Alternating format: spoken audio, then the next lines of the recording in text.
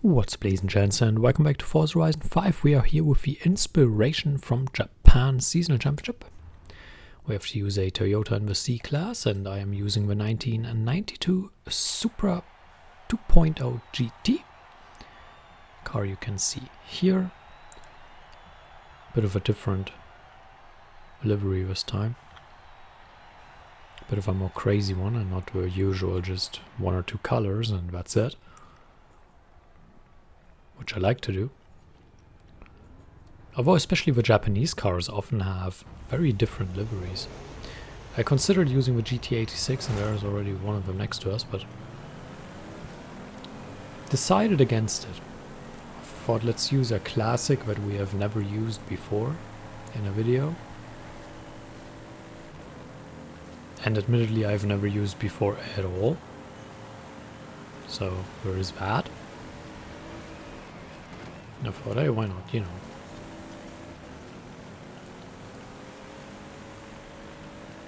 The Dirt Championships very often yield pretty good feedback. Last week it was a bit unfortunate because the tuning share code changed twice. And the first time I noticed it also based on the comments, and I was able to react because I was at home that day. It was like Saturday, Sunday, I don't even know. But I was at least home on that day. Because it was a weekend, and I saw the comments and I was like, oh, come on, why would the code change? Okay, whatever. So I went back, I got the new code for the tune and posted that. And I thought, well, at least that solves the issue. I mean, two people were already upset, but okay, whatever. You know, I made an effort to bring them back, you know, by just posting the new code, and the new code worked fine for a lot of people.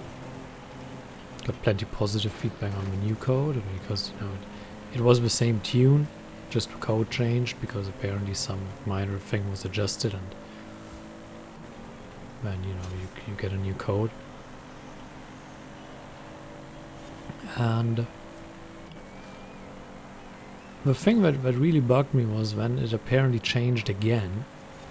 And I was like only 1 or 2 days ago, and I was like, okay, come on. And unfortunately I wasn't home and I didn't get a chance to actually look at the game to check for the new one, and then I wasn't able to update that, so towards the end, unfortunately, I couldn't get this fixed, but this very rarely happens. Even just one change is highly uncommon, let alone two, which is very, actually that has never happened before. And then on a, I don't really want to call it popular, but then on a frequently viewed video, it's a bit of a shame that this happens. I mean, you know, if only 3 people watch it, then it doesn't really matter. But when the wrong info got to people that actually wanted to find a solution, and it's just a shame that it happens, because in the end I'm here to help people, and if I'm not able to do that for such a trivial reason, then it's a bit of a letdown. But hey, it happens. Just hoping it doesn't happen again. I think it also was a tough one for people in general, because buggy's a bit of a tough field to drive in, to maneuver in, and it really felt like, okay, there were some people that needed the help or needed the advice and needed the input to perform here, and, you know.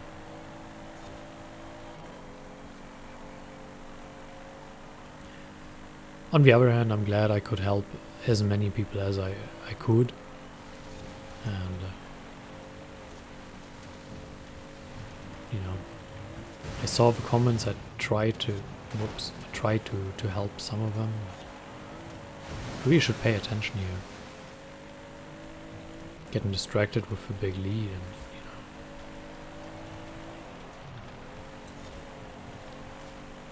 So race 1 is in the bag very soon.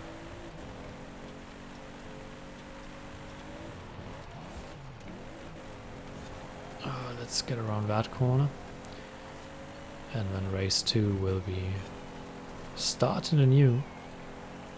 But I don't really see any issue in getting to 60 points.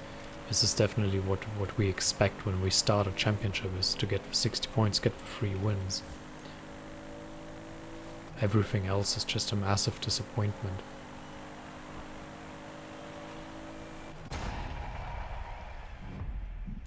It's the whole attitude of I drive to win and not do anything else, really.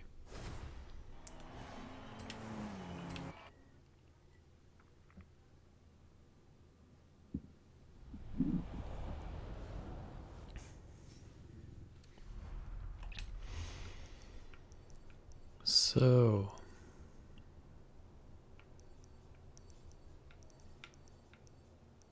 where are the other races even? There's one, and where is the other one down here? So all of them are down here.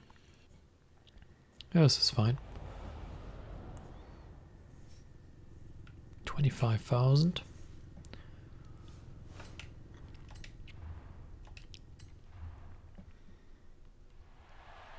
That was back in the day when you wrote twin turbo on the back of your car because you were like, oh, I have something special. Look at this, I have 2 turbos.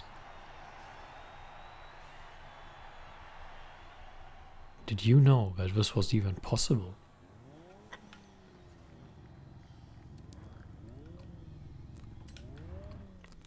Good days, the 90s. Some great cars.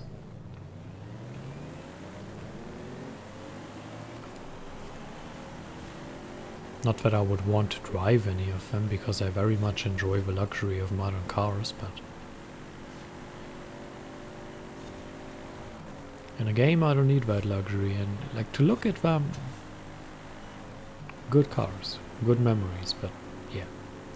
Wouldn't want to change, wouldn't want to go back.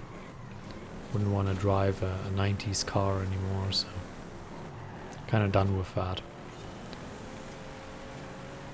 I tried, and I mean, when I first started driving, that's like 15 years ago, so cars from the 90s weren't that old at the time, like they are now, but even back in the day they were pretty old, and like the reliability was a mess. At least in the cars I drove. I mean, there are plenty other examples, of course, but I was very unlucky there with my first 2 cars, and then I just said, okay, whatever. Go for a somewhat new one. And look at that, held for 10 years, with literally no problem. Just drove and drove and drove. Till it drove no more, but that was after I already sold it.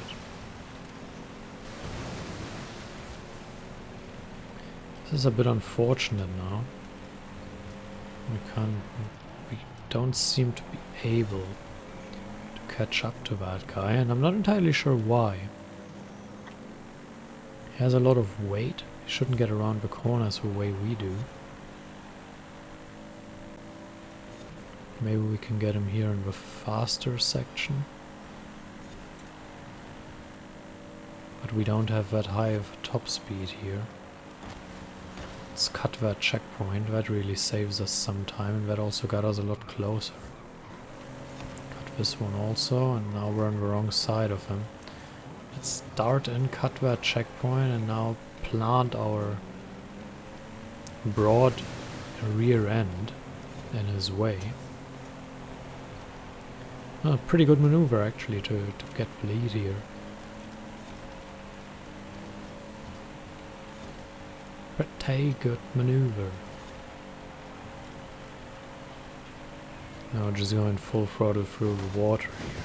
There's really no need to brake. Yeah, no, the racing line tells you, hey, slow down. But there's really no need. Also here, the water slows you down more than enough. The real danger is that last puddle of water. That one. Going through the left and... No, not that one yet. The next one, I think. No, not that one. Where is it? Here it comes. That one, the big one. Because there these trucks just drive through a lot easier. Which is why we're so good on this track.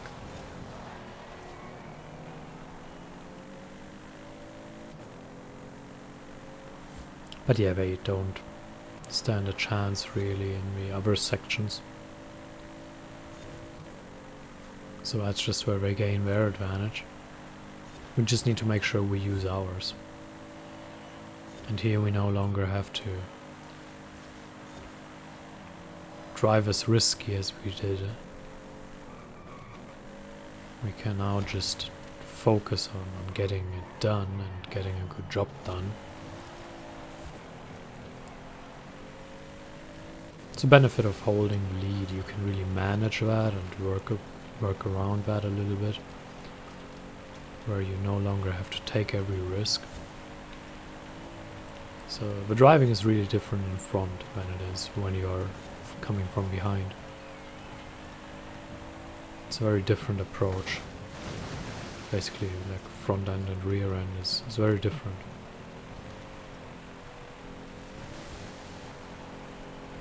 Okay, what was I talking about? Oh yeah, driving.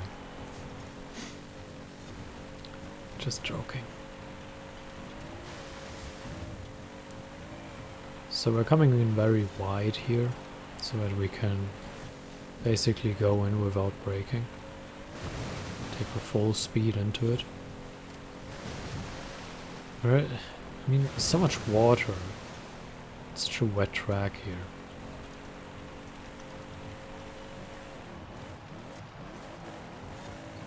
Now going through the last section, and there we go.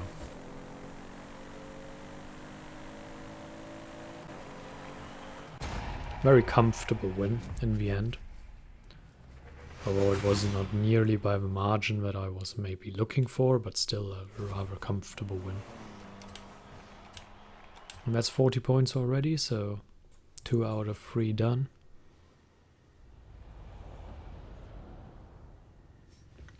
Last race coming up. There's one down here. I mean, I'm very confident we can finish this with 3 wins, even though, you know, there's always a risk associated to it. I think that's normal. Oh god, I'm so tired. I don't even know why. Probably going to record the other 2 championships tomorrow, if at all. They're so trivial. A D class one and another C class one. I'm like, what are you doing, man? Why? At least give me A class cars. If not as one, at least A class. Is that so hard? Have a little bit of fun, enjoy it a little bit. But C class, I mean, you can throw around this car so much and it really doesn't matter, because C-Class, it's so easy to control, really. I mean, it's the worst that can happen. You brake late and run into the wall, oh well. Although technically, if you think about it, yes, you could miss a checkpoint and that would be horrible, but it just feels so much easier and it's so forgiving also.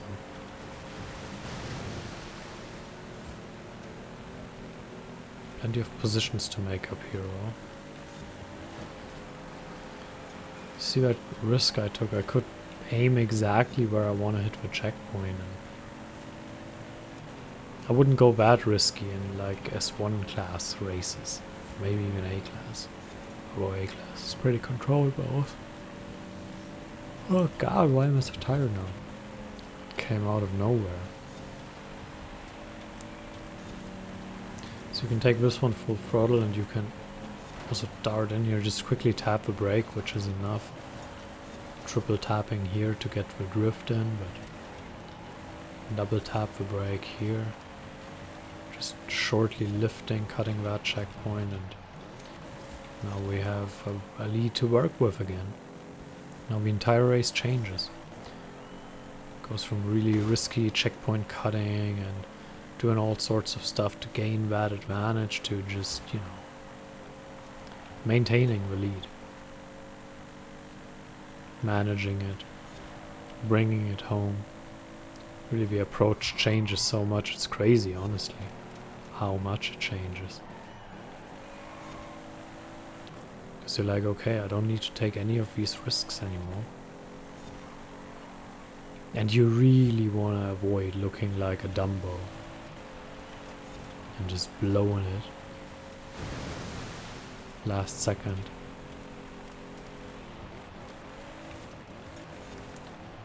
Because like, I mean, if you make a mistake in the beginning, okay, it's fine, whatever.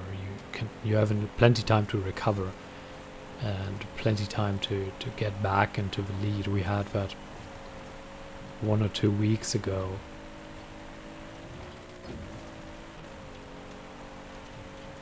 In one of these street racing championships, we had that issue where I was driving off the road and it was horrible at the start of the race, but there was plenty of race left. But I mean, if you blow it towards the end, it's going to fire in your face and it's not going to be pretty because there's just no time left. Like you're going to drop it and there's no time left to pick it back up, you know. Get back into the lead. Like now is lap number 3, and if we drove off that bridge now and we are basically at the behind of the field, it would be really difficult to bring it back in just the last lap. I mean, we have somewhat of a lead to work with right now, but even that could be gone with a really brutal mistake here.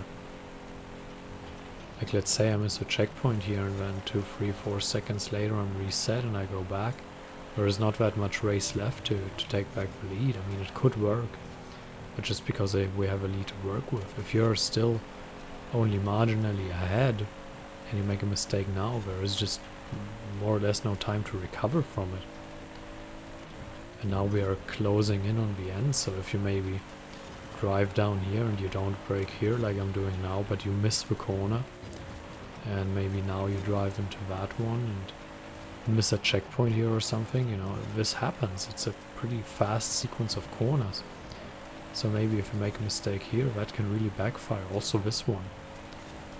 It's a pretty uncomfortable situation if you go too fast into that corner section here. It's very easy to miss a checkpoint, and I mean, there is nothing to save yourself here. There's nothing remaining. There is that one corner and that's it. And the race is done. So really, if you blow it that late, cover your face and hope for the best, you know.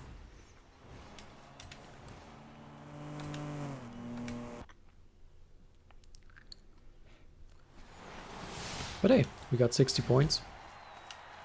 So that one's good. And we even have a wheel spin to finish it off.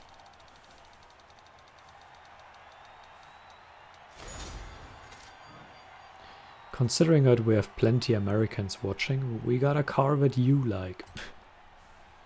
Can even send it as a gift. I will never understand why the taste in cars is so different with Americans and Germans or like Europeans. We'll never get it. But I think it's like because the Americans, they have so much more space in their country. So they actually have space for these huge trucks. And like here, I'm glad if I can fit my 1 Series BMW somewhere. Even that feels like a big car sometimes.